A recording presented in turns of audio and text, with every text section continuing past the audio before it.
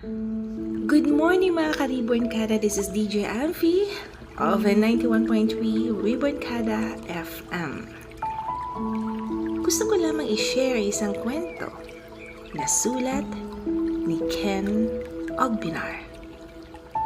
Entitled, Do You Believe in Reincarnation? Bigla akong napabitaw sa hinawakan kong ballpen at bahagyang inangat ang aking ulo nang mahimigan ko ang isang boses. Boses ng aming proctor na si Ma'am Echevarria. Napuno ang silid ng ingay dahil sa iba't ibang opinyon ng aking mga kaklase. Reincarnation is a belief in Hinduism wherein they believe that a person can be born again in a different body after they die. This is commonly happened when a person has unfulfilled promises or unfinished business when he or she was still alive. Some even believe that the birthmarks you have are signs that you're possibly reincarnated. Sambit ni Ma'am at nakita kong ngumiti siya sa gawi ko. Hindi ko alam pero bigla na lang ako nakaramdam ng kaba at bigat sa dibdib ko. Did you know that the Philippines also has reported cases about reincarnation? Tanong ni Ma'am Echevarria. Lahat kami ay tumahimik at hinihintay siyang magsalita.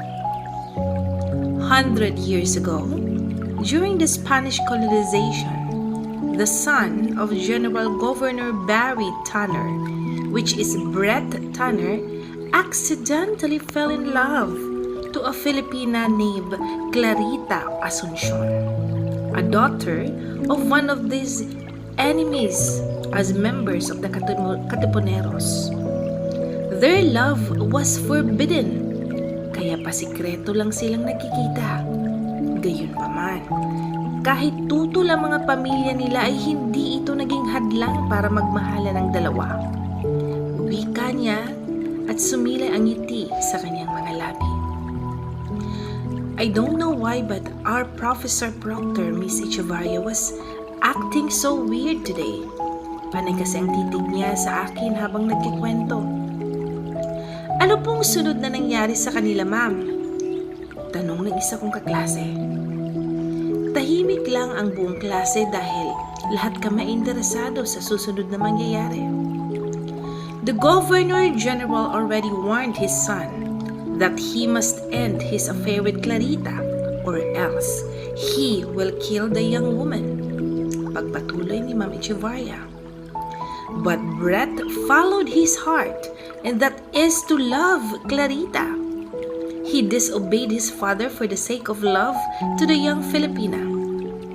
Everything went well in their secret relationship, not until biglang napahinto si Ma'am. Not until the Governor General caught the two lovers. Agad na pinusasan ng mga Guardia Sibil si Clarita at sinikmuraan sa harap mismo ni Brett. His heart broke into pieces, seeing his lover being beaten by the guards in front of him. Brett's father immediately gave him a gun and commanded him to shoot Clarita, but he can't do it. Biglang kumalabog ang dibdib ko nang wala sa oras na parang nandun ako sa eksena. And instead of shooting Clarita, Brett, he shot himself instead. Narinig ko ang paghagulhol ng ilan at di ko na namalayan ang pagtulo ng mga luha sa mata ko. Brett Tanner died on February 14, 1896. But before he died, he promised to marry and love Clarita till the end. Ipinangako niya na gagawa siya ng paraan, matuloy lang ang kanilang pagmamahalan. Parang pinipiga ang puso ko habang pinapakinggan si Ma'am Echevarria. And on December 18, 1910, Marco Binilde was born. He was allegedly the reincarnated Brett Tanner. He He is a Philippine pilot and based on his statement, tanda niya pa na ang nangyari sa kanya nung nabubuhay pa siya bilang Brett. He still remembered how he met Clarita, how he fell with her beauty, and how he shot himself just to save his Clarita. He has a birthmark on the right chest that was believed a scar where Brett shot himself. Ma'am, ituloy niyo po kung ano nang nangyari. But sadly, Marcos' plane crashed, which leads him to death on February 14, 1946, the same date of Brett's death. Napasinghap ang lahat at kusang tumulo ang luha ko. Kung iisipin natin ang petsa, parehong namatay sina Brett at Marco noong February 14. Kaya naman para maputol ang sumpa, kailangan mahanap ng susunod na Brett ang bagong Clarita bago pumatak ang araw ng February 14. Kung hindi, mamamatay ang susunod na Brett. Parang imposible naman pong mahanap ng bagong Brett ang bagong Clarita eh. Ang lawak kaya ng Pilipinas. Sambit ng isa kong kaklase. Napatangulang si Ma'am Echevarria at napangiti. On September 18, 1950, Cali Sandoval was born. He was the second reincarnated body of Brett and Marco. And again, Cali Sandoval failed to find the new Clarita. He died due to cancer on the exact date of Brett and Marco's death, which was on February 14. Ang tragic naman po ng story ni na Brett at Clarita, parang hindi sang-ayon ang panahon sa pag-iibigan nila. Wika ng isa kong kaklase. I wonder, ma'am, if may susunod pa kay Cali para hanapin ang bagong Clarita? Agad na napatingin sa direksyon sa akin si Ma'am Echevarria. Malay nyo, isa pala dito ay reincarnated body ni Brett, o di kaya ni Clarita. Makahulugang sambit ni Ma'am. Next period na namin, pero yung utak ko lumilipad pa rin sa kwento ni Ma'am kanina. Hindi ko alam pero sa bawat pagsambit ni Ma'am sa pangalang Brett, ay kumikirot ang puso ko na di maipaliwanag. Parang narinig ko na ang pangalan niya dati. Hindi kaya? Namilog ang mata ko dahil sa naisip ko. No! Hindi! Hindi akong bagong Clarita. Bes, sana naman ba lumilipad yung utak mo? Tanong ng best friend kong si Charina. Wala. Kanda utal ko at napakamot na lang ako sa ulo ko. Maybe I'm just imagining things. Alam mo bang may bago tayong transferee ngayon? And guess what? Ang gwapo raw niya, bes! Tili ni Charina. Magtatanong pa sana ako tungkol sa bago naming kaklase nang biglang bumukas ang pinto at iniluwal nito ang binatang sobrang tangkad. Sobrang tangos ng ilong niya, may kaputian at masyadong maskulado para sa isang binata. Agad kong narinig ang tilian ng mga kaklase ko. Biglang kumalabog ang pintig ng puso ko nang magtama ang paningin namin. Hi, I am Xavier Tuazon, 18 years old and already taken. Sambit niya at biglang natahimik ang lahat.